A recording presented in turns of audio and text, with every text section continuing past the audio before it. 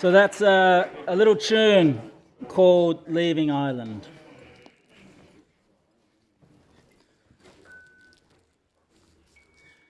So I went out to the hazelwood because a fire was in my head, and cut and peeled a hazel wand and hooked a berry to a thread. And when white moths were on the wing and moth-like stars were flickering out, I dropped the berry in a stream and caught a little silver trout. When I had laid it on the floor and went to blow the fire aflame, something rustled on the floor and someone called me by my name. It had become a glimmering girl with apple blossom in her hair, who called me by my name and ran and faded through the brightening air. Though I am old from wandering through hilly lands and hollow lands, I will find out where she has gone and kiss her lips and take her hands and walk among long dappled grass and pluck till time and times are done. The silver apples of the moon, the golden apples of the sun. So that's a lovely poem by William Butler Yeats, who was a real bastion of Irish mythological culture. He would collect the folk tales, and his mentor was Lady Gregory. And she, Lady Gregory, yes, she's really a big reason why we have the story we're bringing you tonight. She would go around all the villages and ask the people to tell the folk tales of that place, the folk tradition. You know, these stories, and like the music you heard tonight from Sebastian and Jack, and great works of literature, they are some of the last bastions of culture. And the reason is because you have to fall in behind them.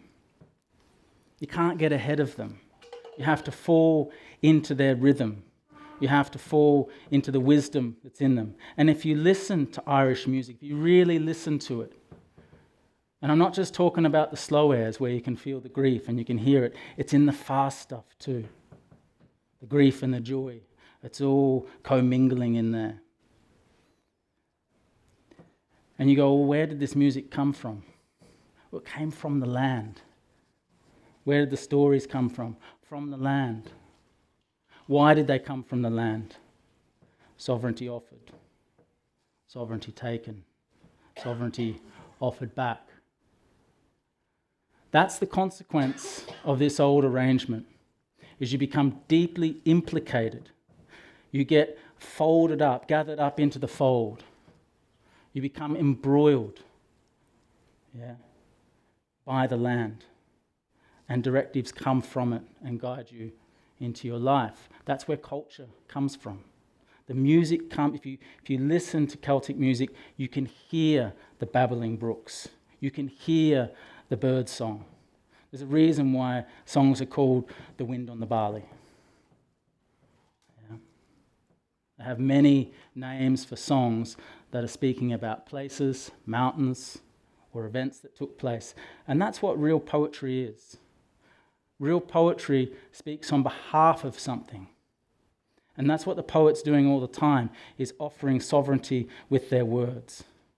Today, poetry, by and large, is focusing a lot on the I perspective. Traditionally, although that was a genre of poetry, it was a very minor genre. The great works of poetry, like the Iliad, like the Odyssey, like the 4 mythological cycles of Ireland. And one of those you're going to hear tonight, at least a story from it. These are the great works of poetry and literature around the world. And when you listen to them, all your defenses get blown open and you fall in behind them. And something very old and beautiful begins to happen. Someone asked me earlier, they were wondering who offers sovereignty first. Interesting question. And I'd not been sort of pressed with that before. And this is what I thought, and I just thought I would offer it up to you. I think in life, we have to proceed sometimes assuming something is true, even though we can't prove that it is. And so I submit to you that by nature of you being here, having given your life, that sovereignty has already been offered to you. And it is your responsibility to take it and offer back. And so go first. The gesture is offer sovereignty. Go first. Don't wait for it to be offered to you. It's already been offered. Just thought I'd offer that up.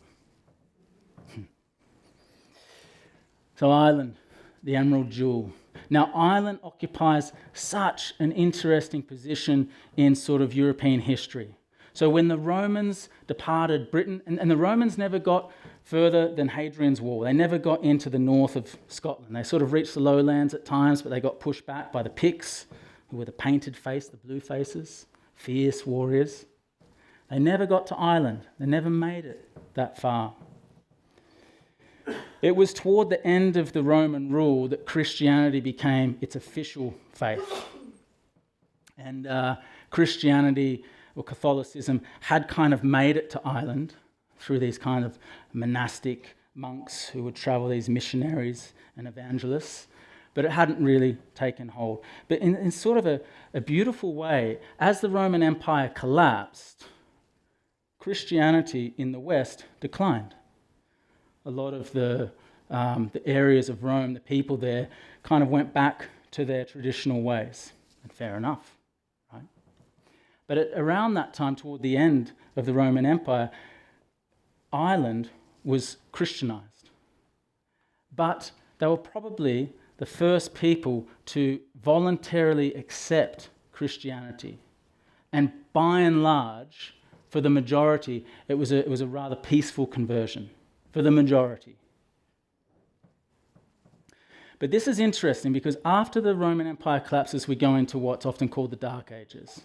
They often call it that because there's very little information.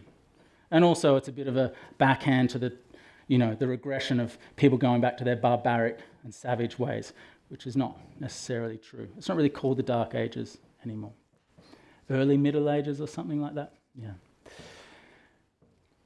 But Ireland now has Latin. Prior to that, they didn't have literature, or they didn't have language, a written language. That doesn't mean they didn't have literature. They had a very rich literature, but it was in the oral tradition. But with Latin becomes the alphabet. With the alphabet becomes reading and writing. And around that time, learning, reading and writing was an exclusive part of the churches, of the ecclesiastical sort of pursuits to train people for the priesthood. And so while the rest of Europe is going into these quote-unquote dark ages, Ireland is going through a golden age. And these stories are being written down by monks. It's an extraordinary thing. Irish monks begin to move into Britain and to bring Christianity. They then move over to Gaul, which is now modern-day France, and they start bringing Christianity to Gaul. Close behind them are poets, philosophers, theologians, and artists. The West has an enormous debt to the Irish at this time. They bring so much wealth of knowledge, old wisdom, and education. It's the golden era of Ireland, old Ireland. Beautiful thing. From the 12th century onwards, things begin to change a bit. It's the Elizabethan era, and the English have gone through a Reformation. They're now Protestants. They've left the Catholic Church, and that leaves them vulnerable in a way. They've got Spain coming at them, the Spanish Armada, who were a Catholic faith, and partly the English in fear that the Spanish would combine forces with Ireland, who are also Catholic, and then England would have enemies right on their doorstep, begin to insert Protestantism into Ireland to create a religious schism.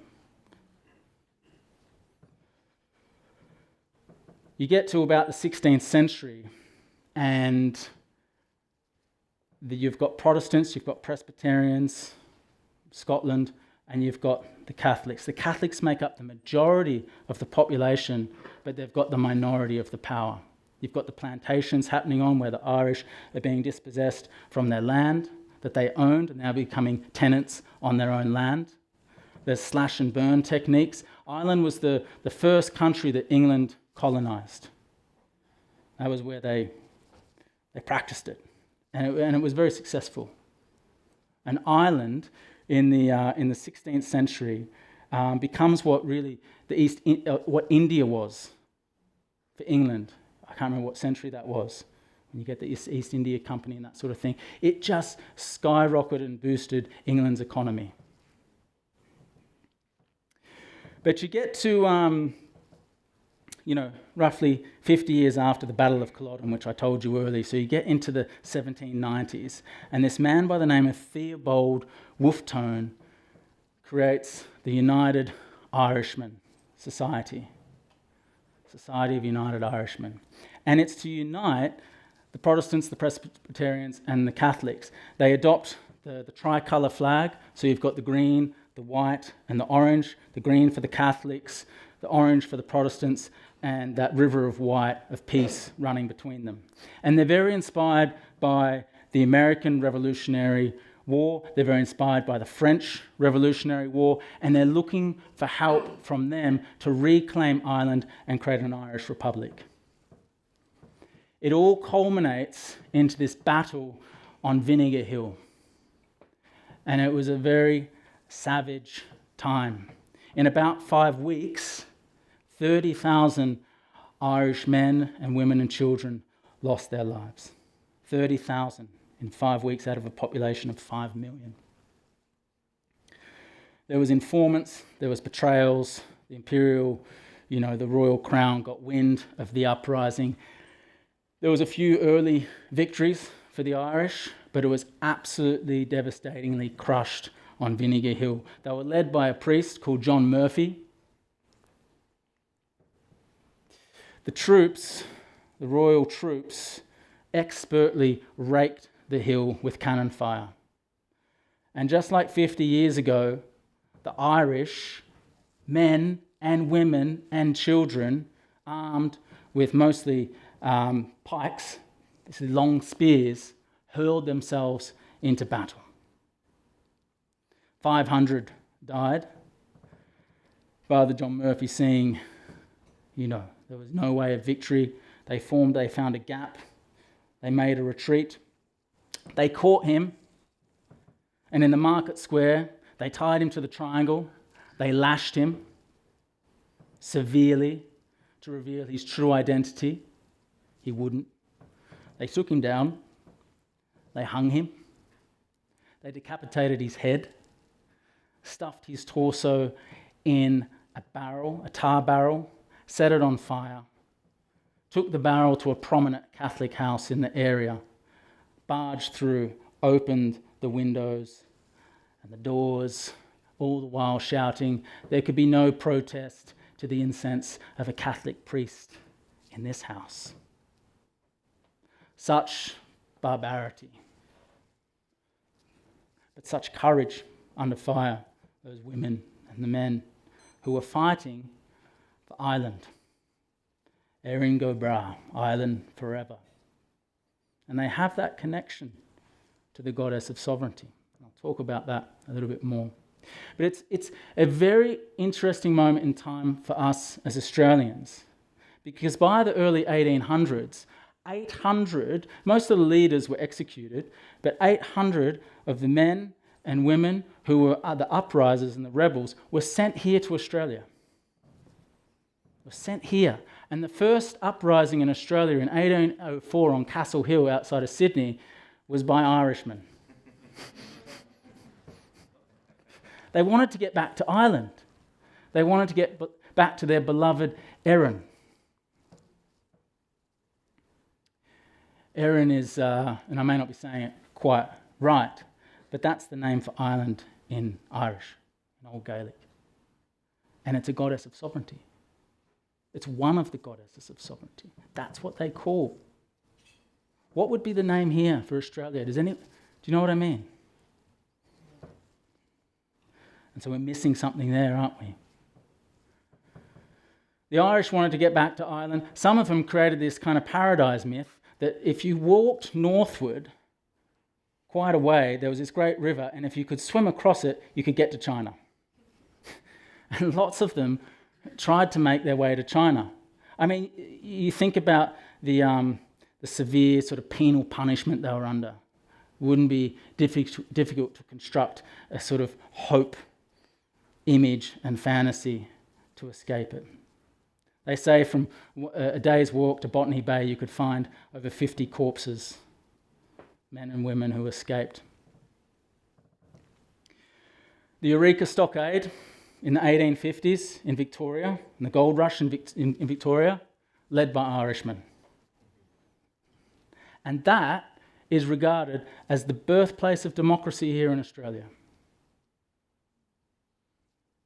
We have a lot to owe to the Irish spirit here in Australia. We really, really do. I'm going to tell this story with that in mind. But I've asked myself, why is it that the Irish have this rebellious spirit right at heart? And it has a lot to do with that saying, Erin go bra. They are fighting for the goddess of sovereignty. Isn't that extraordinary? But also what they have is a living mythological tradition. They have a warrior tradition, and in that warrior tradition is a code of conduct. They have the Ulster cycle, which are the stories of Cuchulainn, and they have the Finn cycle, which is where you're going to hear a story from. And the Finn McCOOL, and the Fianna, who are kind of like the Aboriginal army of old ancient Ireland. And they carry the old dreaming of Ireland in them. One of the experts on the Finn cycle and Irish Gaelic culture said, to know the Finn tradition is to touch the heart of Gaelic culture, the heart and soul of Gaelic culture. These are the stories that they would have told around the fire in all the villages. You have two other goddesses. There's forget her name, that Fodla and Banba. Again, my elocution's not going to be on point. You come across them in poetry and song. They're not used as the name of the country, but they're alive and well. So Finn McCOOL. Finn McCOOL, the great hero of old Aboriginal Ireland, warrior, hunter, lover. As a boy, his father, before he's born, his father is the captain of the Fianna. Cool. See, in Ireland, he's Finn McCOOL, which means Finn, father of cool. That's how still in places in Ireland that you have to greet yourself. I mean, that happened where I grew up as well. You go to the pub and go, I'm Leon, oh, you're David's son of David. Yeah, that's how you're placed in the kinship system.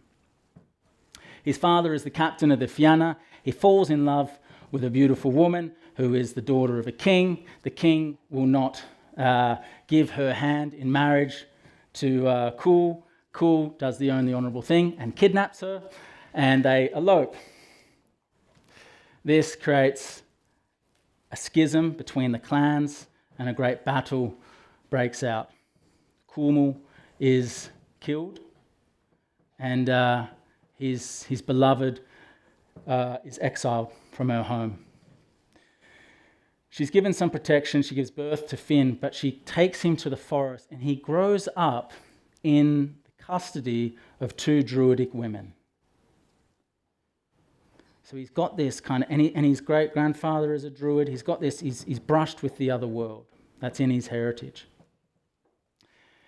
He has an amazing aptitude for the hunt. He shows that early on. But as he gets older, the Druidic women realise they can't really hold him in the forest for too long.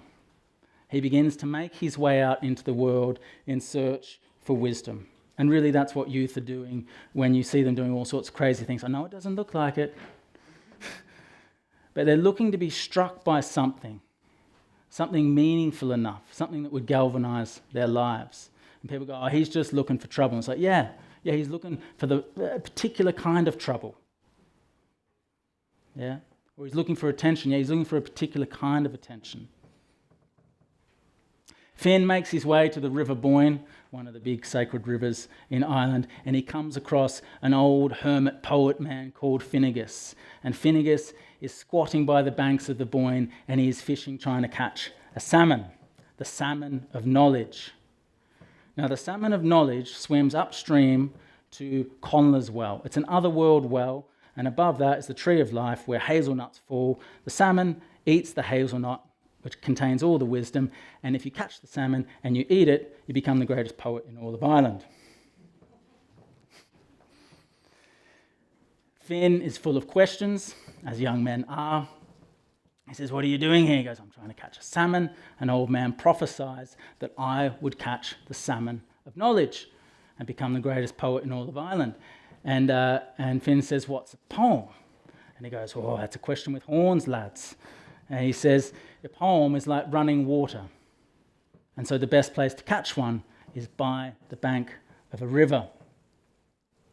So Finn gives himself to this master. He wants to learn poetry. He begins to chop wood, cart water, bring the rushes to the fire. All the while, he's under the tutelage of this great mentor. We should all be so lucky to have this experience.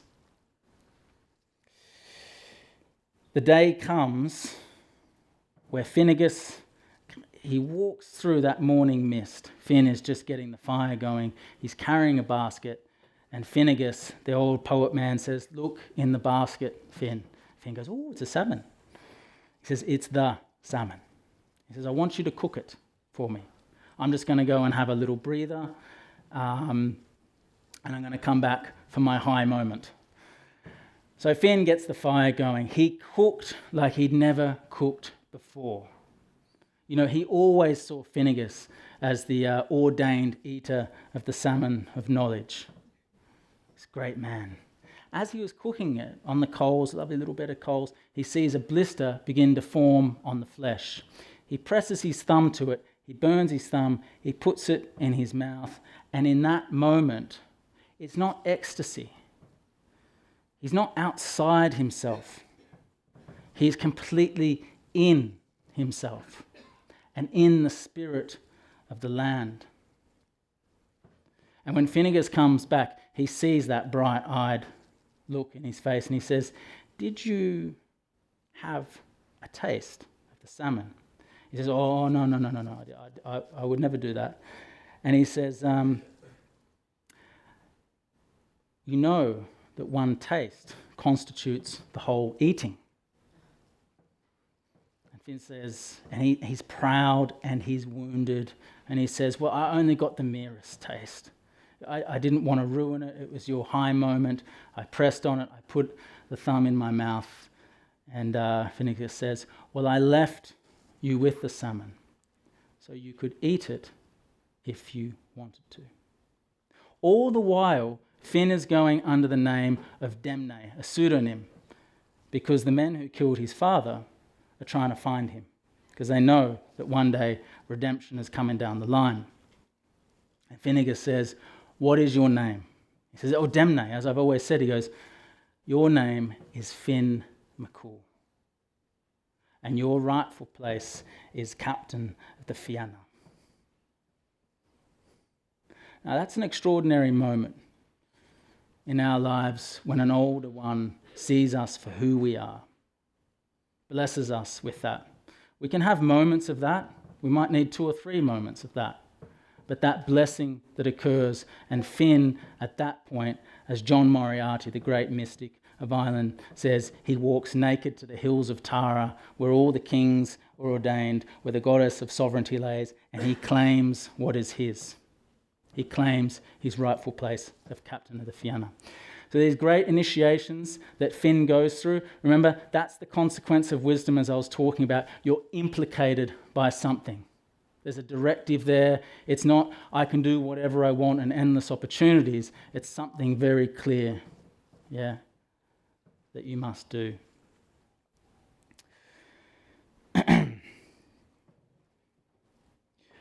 So there's the issue with the fact the salmon needs to be cooked before the wisdom is received. You can't just take on all this raw wisdom and expect to get something from it. It needs to be cooked. But as I said, this is a great initiation of Finn, and the story I'm going to tell you now is really, I would say, his next great initiation. It's his next big ordeal. After this story, you really get into the heydays of the Fianna. You really do. We meet Finn still as a young man in this story. It's early days as he's taken the realm of captain of the Fianna. And I think without any further ado, I'm just going to tell the bloody story. Are you happy with that? Yeah. Just a warning, this story can hurt. It can hurt a bit. But believe me when I say that it will hurt you in all the right places.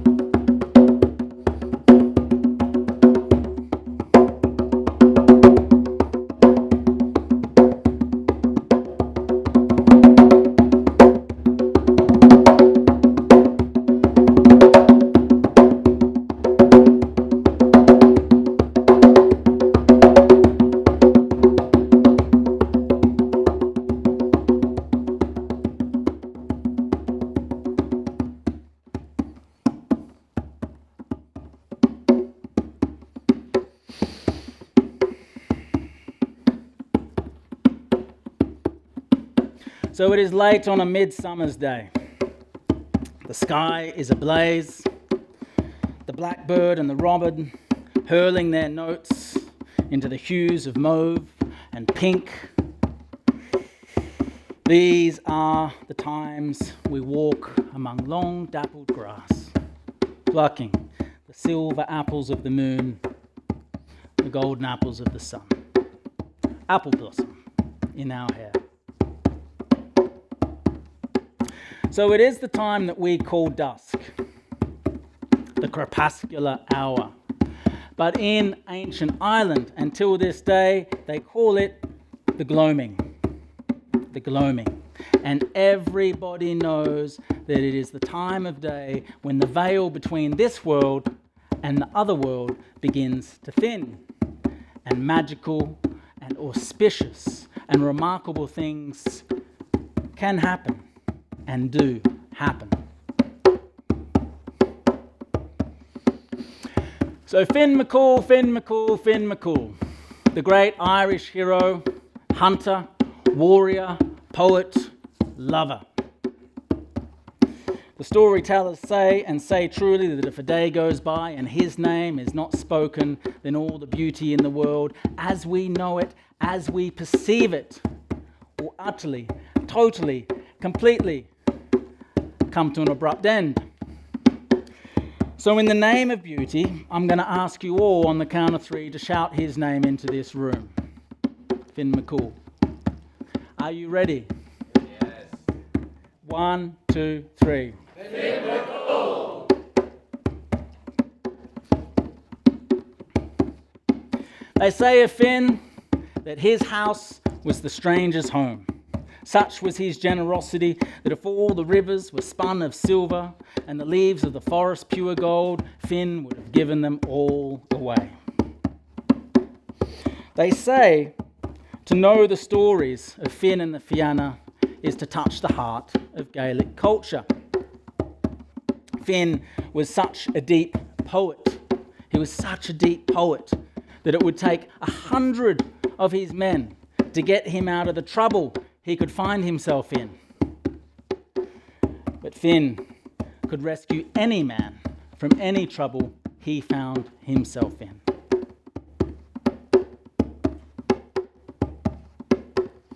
So Finn is in the place he loves the most. Ben Bulben, Ben Bulben, Ben Bulben. The great mountain. The place where the veil between this world and the other world is always pretty thin. Finn is doing what he loves the most. He is hunting with some of the men from the Fianna. Can I tell you a little bit about the men who are standing to the left and right of him? Would you like to hear? Yes. To his right is a man called Conan Mao.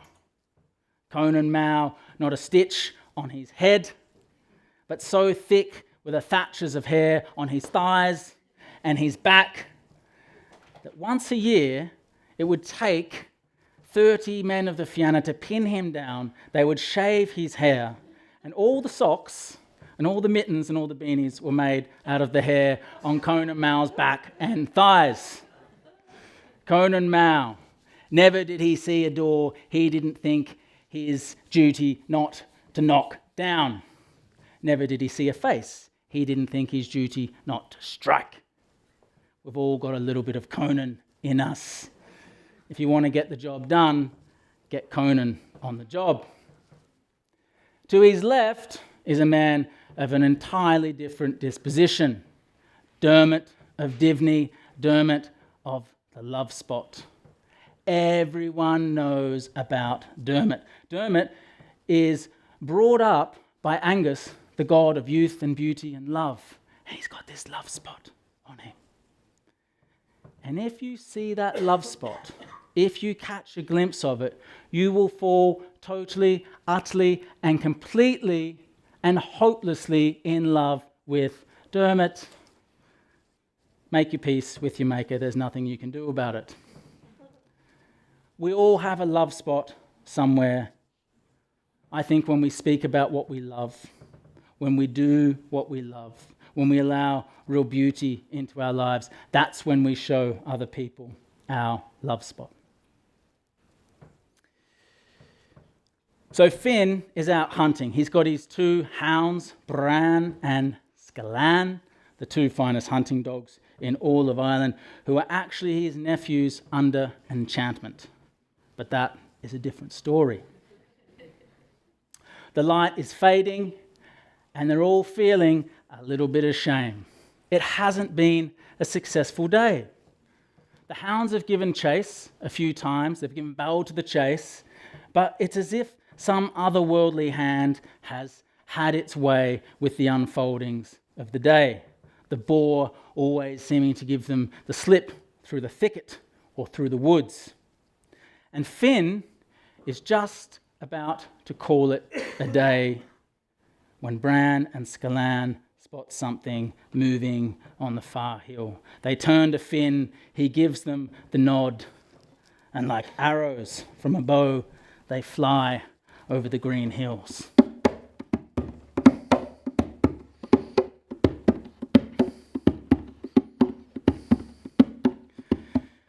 So they always said that Finn was at his most wild and thoughtful during the hunt.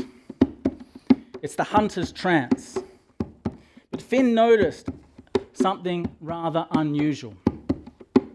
He was running at full pelt just to keep the dogs in his view. And he noticed that Bran and Scalan were moving away. They were breaking away from the main pack of the hounds in a way he'd never seen before. And when they reached that silhouette moving on the far hill, they turned to face the other dogs and whatever it was, they were protecting. Finn turned to his men. Down! We are in the presence of something holy. Finn calls the hounds back. He approaches Bran and Scalan. He gets down on one knee. And when Bran and Scalan part, this little fawn moves out between them. Young deer. It is not shaking. It is not quivering. It is completely relaxed. It walks right up to Finn. He puts his palm out, and that deer puts its wet little black nose on his palm. Now, Finn grew up in the wild. He'd had many otherworldly encounters, but he'd never experienced anything quite like this. There was an auspiciousness to it. There was a kind of, and both an ominous to it. The consequence of him being able to, of having eaten the salmon of knowledge, is that he was given prophetic thought.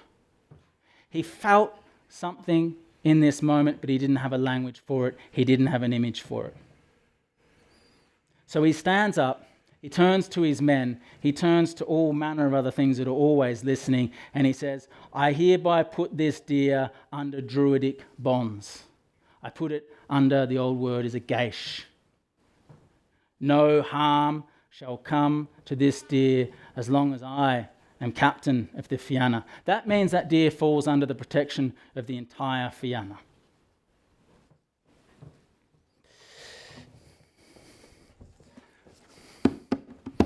So they made their way back to Almu, the headquarters of the Fianna. And all the men were there, and the women roasting the boar, mead sloshing in their mugs, singing the old songs. Now they did not come back with a boar slung over their shoulder, but they came back with something that was equally as good, a story. And all night people wanted to hear the story told again, and poems were made, and as I said, the old songs that have the grief and the joy were sung, all commingling together in a night of radiant contentment. Oh, the mystery. No one had ever seen Bran or Scalan do that before. Toward the end of the evening, Finn is getting tired, so he returns or retires to his quarters. He's just getting into his PJs, his Conan Mal PJs, and he hears a knock on the door. Finn goes to the door, he opens it up, and as the stories say, there she was, the bright pulse of his whole understanding, the sky woman of the dawn. He quickly closed the door.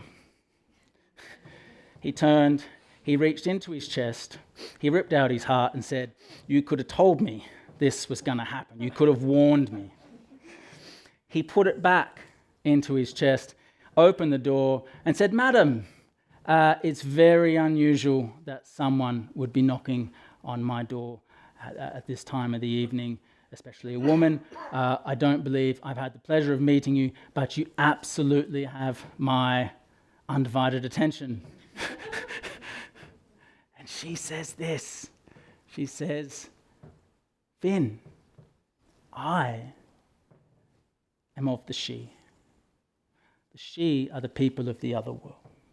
And I am the deer that Bran and Scalan protected from the other dogs on the hill this evening. I am the deer that you put under druidic bonds, under your protection. And I am of the other world. And Finn says, go on. She says, we see, my dad is a big chief of the Tuatha De Danann. And ever since I came of age, all manner of men have been courting me and asking for my hand in marriage. But ever since I was a little girl, the storytellers would tell the stories of this great leader, this great man from Ireland, a poet, a hunter, a warrior. And my heart swooned to him. Before I even knew what love was, I fell in love with him. And so while all these men came with their gifts and their dowries, my heart was already tied up with this great man from Ireland. And Finn says, well, I put you under my protection, so I have lots of resources, and I will help you find that man. I'll help you find that man, this great poet, this great lover that you speak about. We will search all the forests, we'll search all the mountains and the villages, and we will find him, and you will fall in love, and that will be the end of me. So Finn's not really picking it up here, and she says, Finn, recently, the dark man of the She began to court me. Some say he is the most powerful man of the other world. First he spoke to me kindly, then he spoke to me trickily, and when I still didn't respond to him, he took out a small hazel wand. He touched me on my shoulder, and I became a deer. But I knew if I could get to that place between this world and the other world, at Ben Bulben, that the man I loved, the man whose heart I was all caught up with, would find me, and I would take my original form. And Finn says, well, I'm so sorry I haven't found him yet. And Finn says, I can't read this up. It's you, Finn. It's you.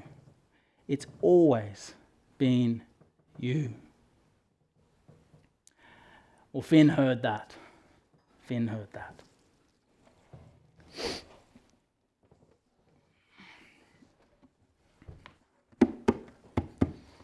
It was such a sweet thing, their love.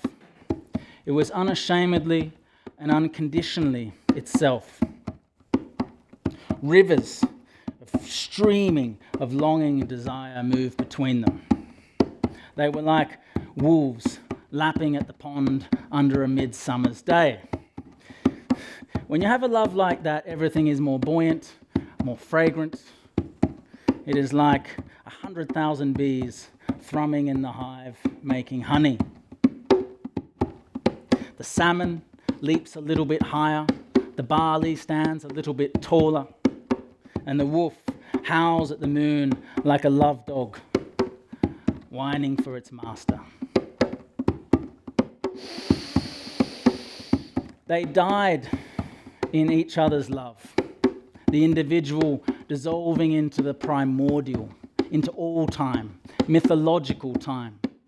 They lived between the heron and the moon, between river and sea, mountain and glaciers, the wildflower and the bee. Everywhere they laid, wildflowers would erupt from the soil the next day, overnight.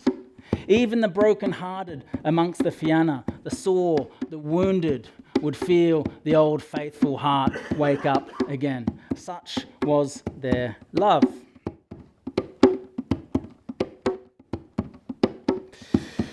It was a very sweet thing. Have I illustrated enough the depths of their love? Would you like a little bit more? They wounded each other. They scarified each other with their love. Their bodies ached in the absence of the other, and the only remedy was the raw, steaming flesh. Each other's tongue was the Holy Communion in full flame. Sometimes they'd get a bit kinky, and they would reenact the scene when they first met. Sive would be in the forest, taking her dear form, and Finn would hunt her down. But on those occasions, he would ravish her. And all the creatures would move in to see this strange animal coupling, moulding their bodies into rock, laying on moss and over logs. It was such a beautiful thing.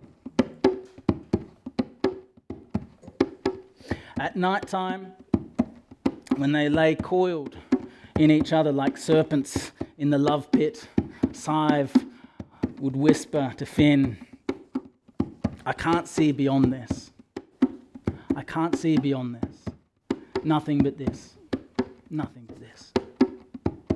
They went to that place, that holy place, beyond language, beyond reckoning, that no lover has ever returned from the same.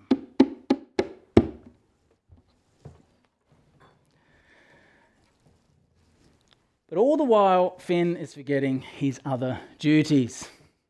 He's not teaching the younger men in the craft of poetry.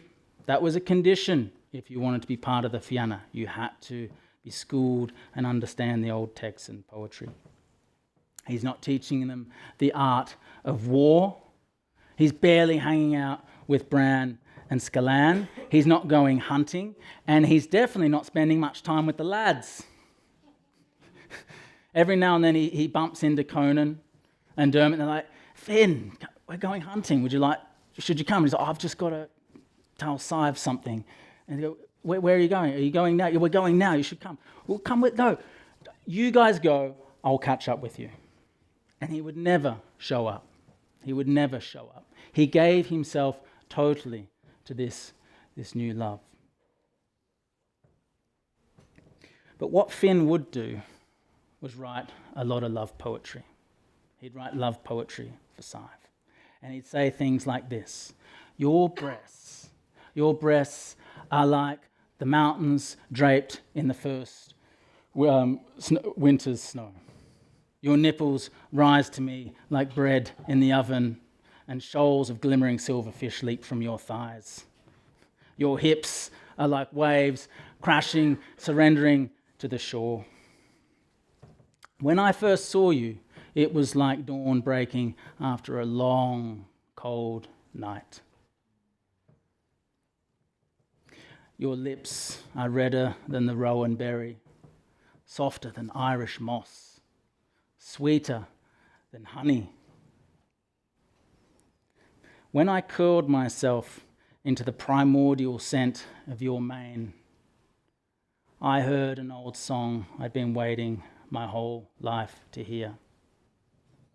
Your breath reminds me of something old, like water running over stone. My love, my dearest dear maiden, love has pitched its mighty tent, a mountain in my heart, and it beats only for you. And she heard that. She heard that.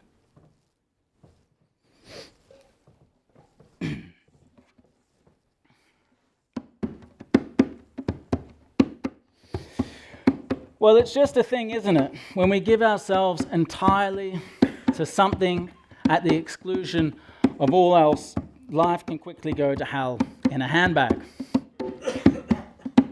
And it wasn't long before the men of Lachlan began to slip their longboats up onto the shores of Ireland and began raping and pillaging and plundering, taking whatever they pleased and whomever. And it was Conan. It was Conan who struck down the door of the love chambers. Conan and Dermot. And Conan came in and he said, Finn, rouse yourself from this love chamber. Become the warrior that we all know you are. Your men need you now more than ever. Ireland needs you now more than ever. Erin needs you. Bamba needs you. Fodler needs you. What good is this love, Finn, if it can't reach beyond this love chamber? What good is this love if it is at the exclusion of all else? Rouse yourself to the man we know you are. Become the warrior, Finn, and lead us into battle. Every now and then, you need a good friend to give you a stern talking to. Finn turned to Sive and he said, I've got to go. This is who I am. I don't want to leave you, but I must defend this beautiful country. I must. And she knew who he was. She'd heard the stories of him. And that's why she loved him. And she said, you must go, Finn, and know I love you for what you must do. That's honour, despite how you feel about it, doing what must be done.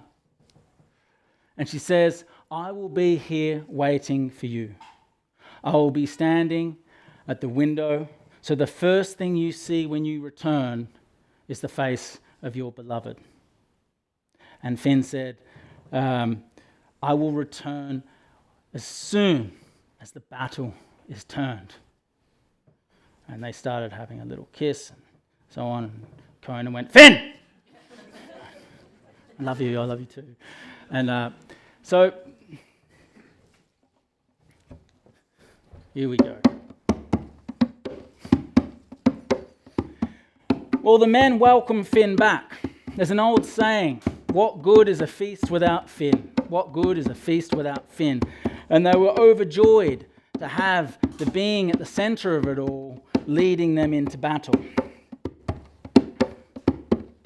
It was tradition to sing as they ran into battle. And when you see the Fianna moving over the green hills, they're more like a pack of wolves, a murmuration of starlings, singing the old songs.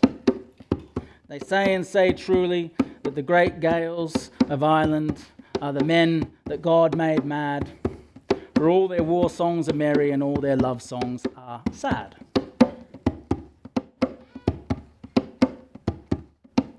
Well, I'm pleased to report that they turned the battle on its head rather swiftly.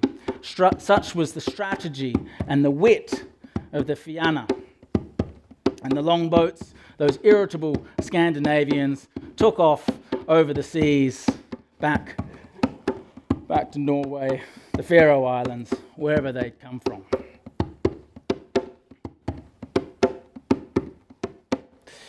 Conan turned to Finn, he said, because it was tradition after a battle to have a great feast and create new poems and celebrate the courageous feats of the warriors of the day. Because that's what you do in an oral tradition. That's how you create your history. You mark occasions. That's why the poetry often talks about big events. But Finn said, I can't stay, Conan. I've made a promise to my dear maiden, and, I must return. There was great sadness amongst the Fianna, but Finn swiftly made his way back to Almu to his dear maiden.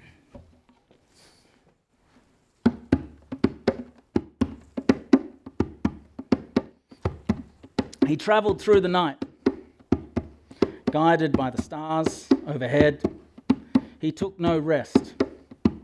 Bran and Scalan running beside him, Finn in his chariot.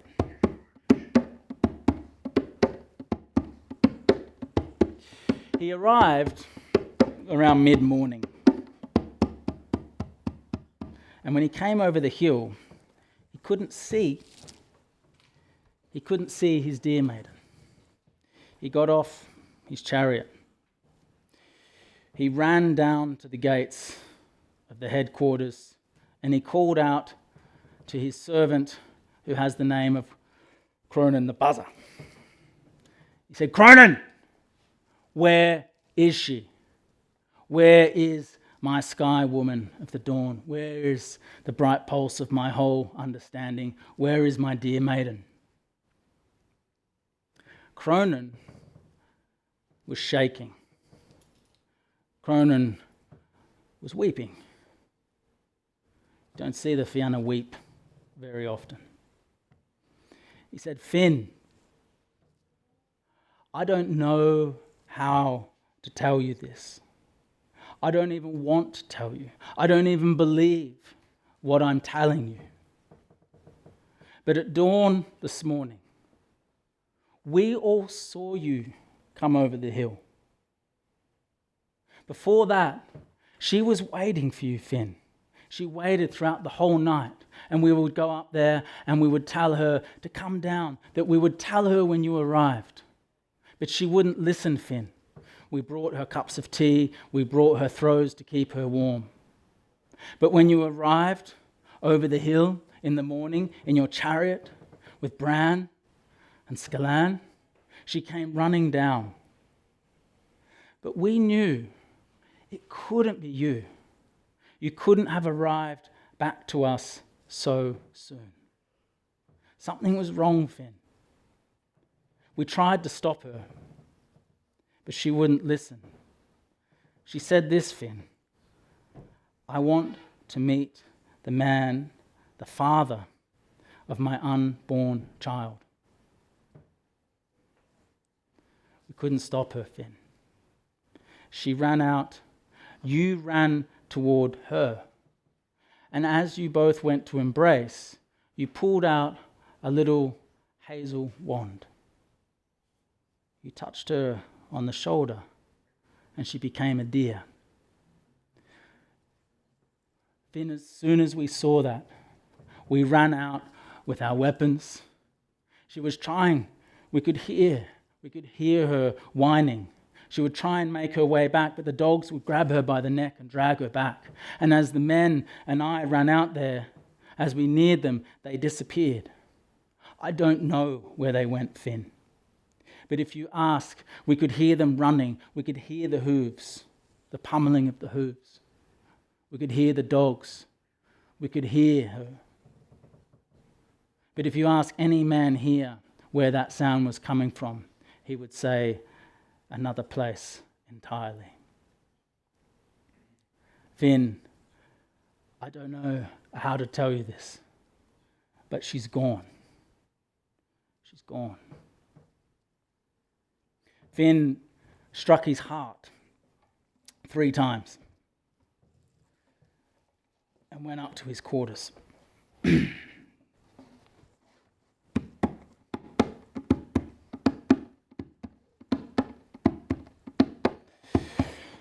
They say Finn didn't return for a day and a night. And when the stories say that, that's a long time in our lives.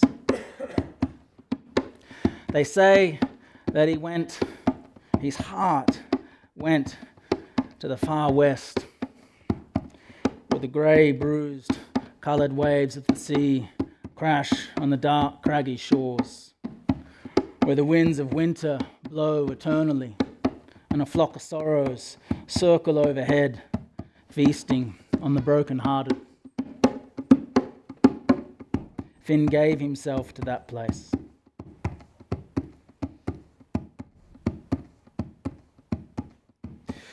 In Celtic mythology, they say there's 2 rooms that the lovers lie in. One is the swan-feathered cloak of love, a room covered entirely in white feathers. But there's another room, and it just seems to be the debt, the turn, the consequence of love. That one of us has to lie in that room, and it is a room covered entirely in crow feathers.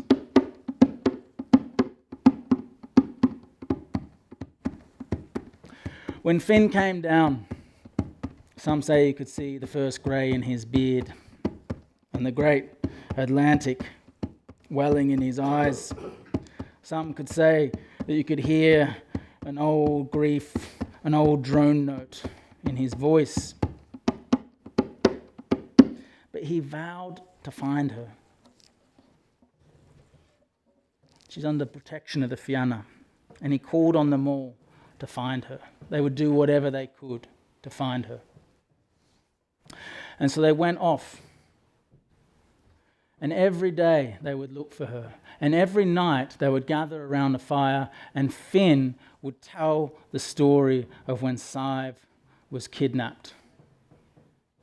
Every night. And after about a year, something very strange began to happen. The men began to leave. One by one, usually through the night. Finn would wake up and there'd be 1 or 2 men less. You know what it's like when you hear someone's grief story over and over and over? Some say, even Bran and Scalan left him. Dermot and Conan. There will come a time when we find ourselves completely and utterly alone. And that is another of the great initiations. Aloneness.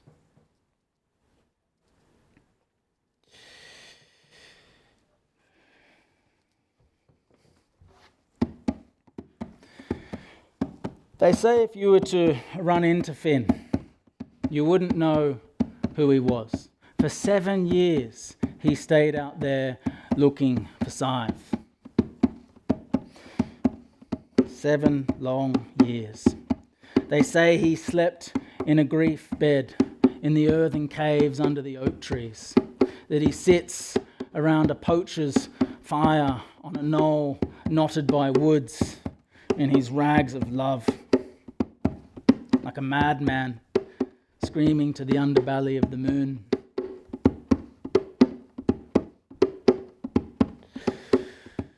So time passed, and back at Almu, at the headquarters of the Fianna, there were these young guys. They're new. They haven't even met Finn. They haven't even met him. And Conan and Dermot overhear them saying something like this. He couldn't really have been that great. He couldn't have really turned those battles on their head so swiftly. He can't have taken that many men down single-handedly. I bet he wasn't even that great of a poet. I bet it's all a fabulation. He didn't even eat the salmon of knowledge.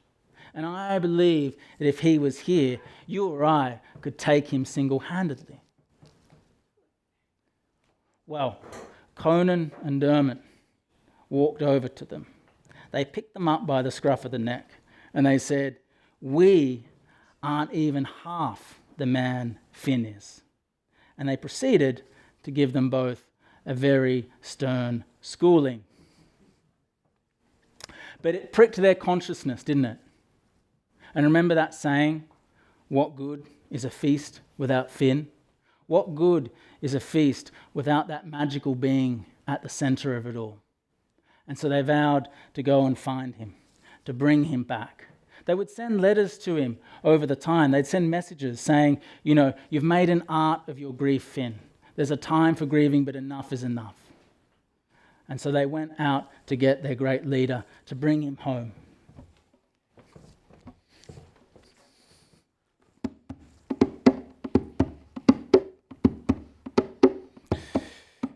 So they went to the place where we began this story.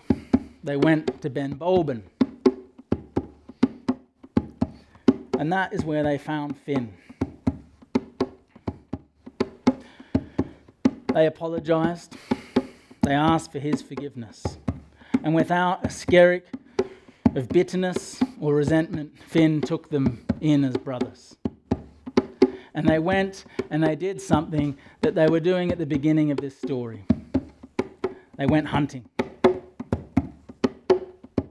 And toward the end of the day, Bran and Scalan spotted a silhouette moving on the far hill. They turned to Finn. He gave them the nod. and they flew across the hill. They moved, they broke away from the main pack. And when they reached whatever that was moving on the far hill, they turned to face the other dogs. Arrgh!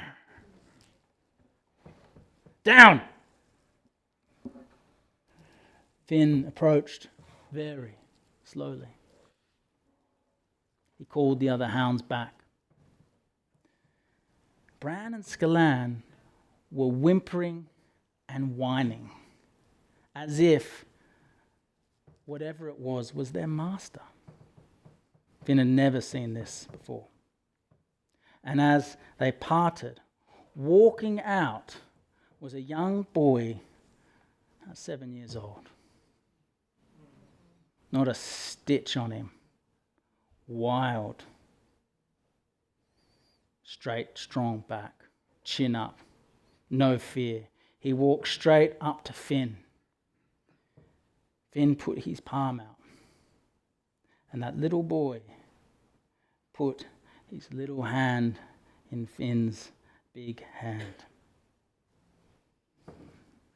Papa, Dad, you found me. And all the grief that was in Finn's heart washed out. And all the love and the beauty in this world washed in. He picked up his boy. He picked up his son. He put him on his shoulders. And they walked back to the headquarters.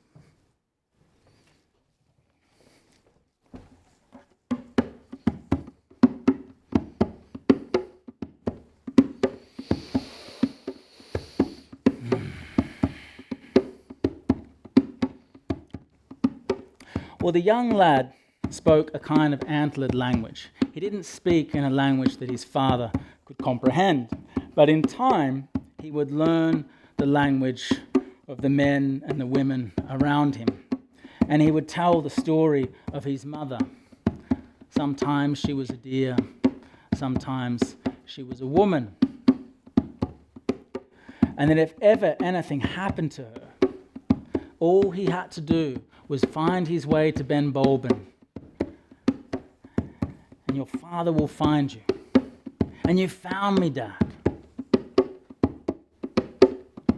Finn gave him a very beautiful name. Would you like to know what it is? Yes. Oisin. It means little deer. Little deer. Well, Oisin would go on to become the greatest poet of the Fianna and all of Ireland. He would go on to live a very, very long life. Toward the end of the Fianna cycle, he falls in love with a woman from the other world, from the Forever Young, and he goes back there for thousands of years. He feels that great nostalgia, that pain of a place he once knew, and he longs to go back and see his father and the men of the Fianna. He's given a horse to ride on, and his wife tells him, "You mustn't get off the horse." But when Oisin goes to Ireland and he can't find Finn because the days of the Fianna are over, he sees a couple of older men who have their cart bogged in the mud, and he can't help but not get off his horse to help them. And when he does, all the years catch up with him, and he becomes an old, old, old man. And it's because of Oisin, who met St. Patrick on the beach, who told him the tales of Finn. St. Patrick was so compelled by these tales that we actually have these stories at all. And that is why sometimes it's also called the Oisin cycle.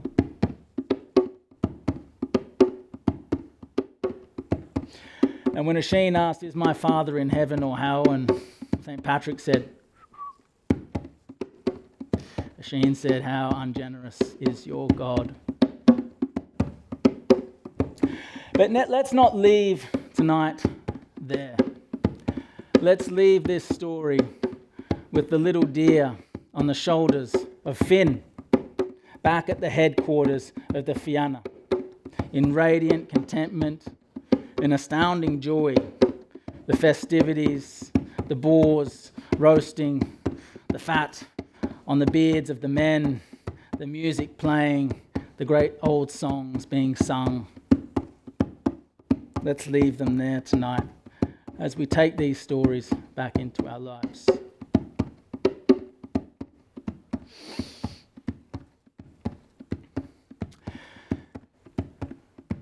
So may these stories raise you up. May you take them into your lives. May you befriend them. May they guide you. May you get to know them. May you also tell them. May good things come from it. I hope they've nourished you like warm stew on a cold winter's day, like a dram of whiskey, like bread fresh from the oven. And as you go through your life, may you hear the music of what happened.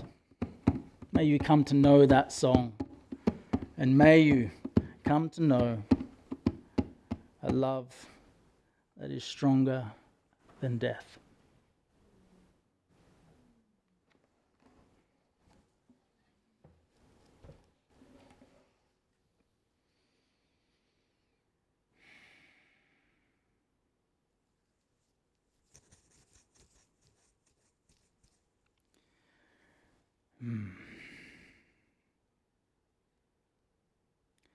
So,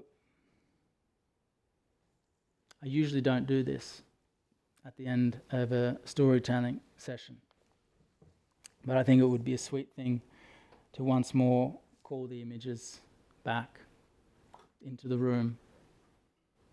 And when we feel like we've done with that, I'll share a very small ritual from Devon, and we can then hit up the gin wagon again. Does that sound good? So in that beautiful way that we began with earlier this evening, let's just call the images back into the room. Wet nose of the deer in his hand. Yeah. Mm-hmm. It was the boy coming forward. Yeah. From behind Brandon Scalan. Yeah. You instantly know that that's his son. Yeah. Yeah. Yeah. The hazel twig. The hazel wand. Yeah. Taking her away. Yeah.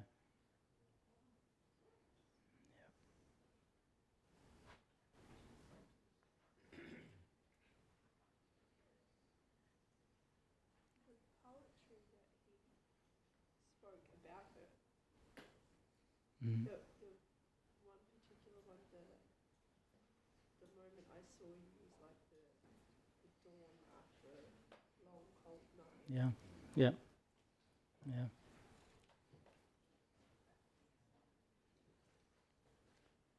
His inability to recognize the right pulse for his entire being, Sheena doesn't tell me. Thinking it wasn't him.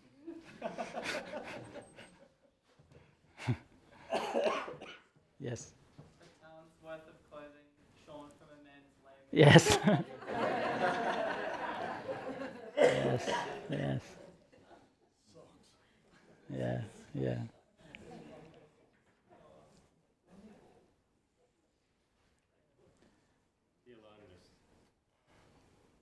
The aloneness, yeah. Yeah.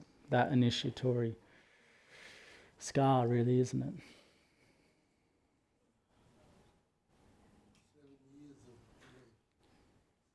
7 years. 7 years, yeah.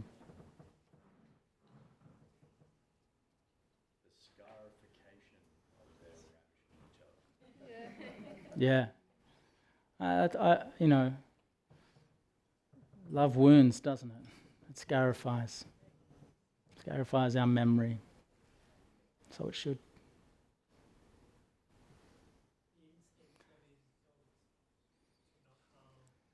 Yeah, an extraordinary thing, isn't it?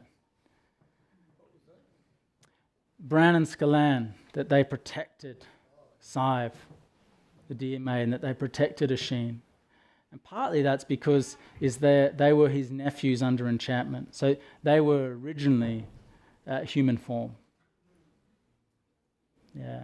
So they can recognize both forms. Yeah. Yeah, we have up on the mezzanine to the left. Yes. The two flesh becoming one flesh by the power of love. Yeah. Yeah, dissolving into each other. Yeah, because that's what love is, isn't it? A creation story. It really is. Sometimes it starts with a big bang, flame and desire and an eruption of fluids, bodily fluids. Other times it's a slow thing, the earth just peeling back, that fresh shoot coming up.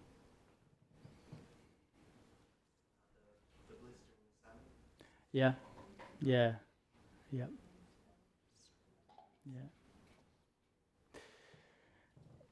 Part of that is he's wounded, and in every initiation there's a wound, there's a scar given. And so the old idea is if in troubled times, and they're coming down the chute, if you can bite on your wound hard enough, you can find a way through. Yeah.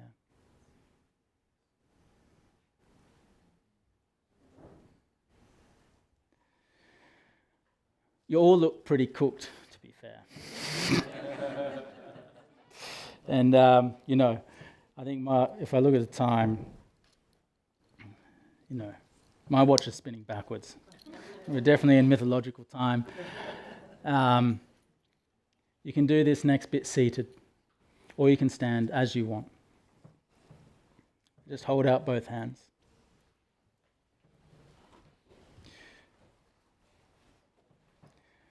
So in front of you are 3 golden apples.